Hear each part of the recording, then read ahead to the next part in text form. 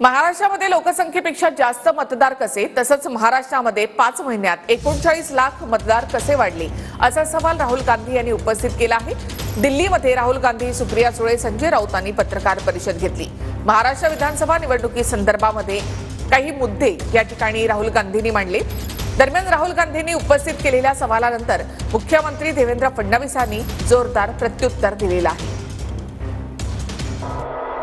महाराष्ट्रात लोकसंख्येपेक्षा जास्त मतदार कसे वाढले?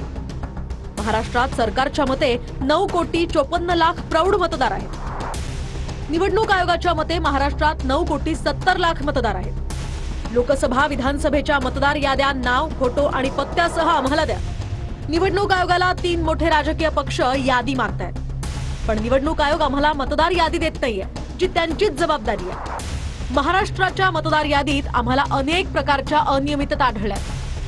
काहीतरी चूक असल्यानंच ते आम्हाला माहिती देत नाहीयेत। महाराष्ट्रात 2019 ते 2024 या 5 वर्षांच्या काळात 32 लाख मतदार वाढले। महाराष्ट्रात 2024च्या लोकसभा ते विधानसभा या निवडणुकीदरम्यानच 39 लाख मतदार वाढले। तर महाराष्ट्रात आमचं मतदान वाढलं नाही, वाढलेलं मतदान हे भाजपला मिळालं। निवडणूक आयोगाकडून निवडणुकीच्या आधी मिळालेल्या मतदार याद्या विखुरलेल्या आहेत। आम्हाला निवडणुकीच्या वेळेची संपूर्ण राज्याची एकत्र यादी हवी आहे। निवडणूक आयोगानं उत्तर दिलं नाही तर आमच्याकडे कोर्टात जाण्याचाही पर्याय असेल। महाराष्ट्र का एडल्ट पॉपुलेशन 9.54 करोड़।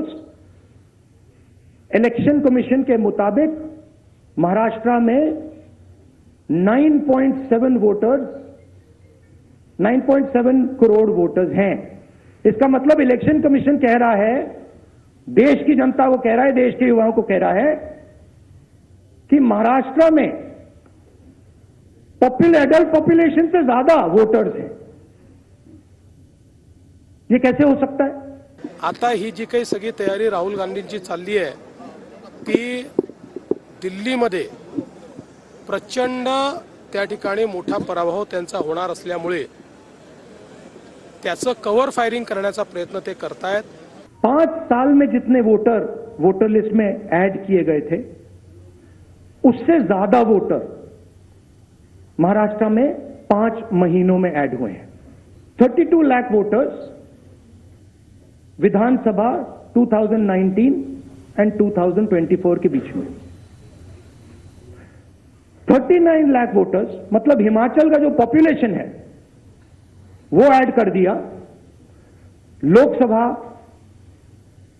2024 एंड विधानसभा 2024 के बीच में। पहिले तर याचं सगळं उत्तर हे इलेक्शन कमिशनने दिलेलं आहे।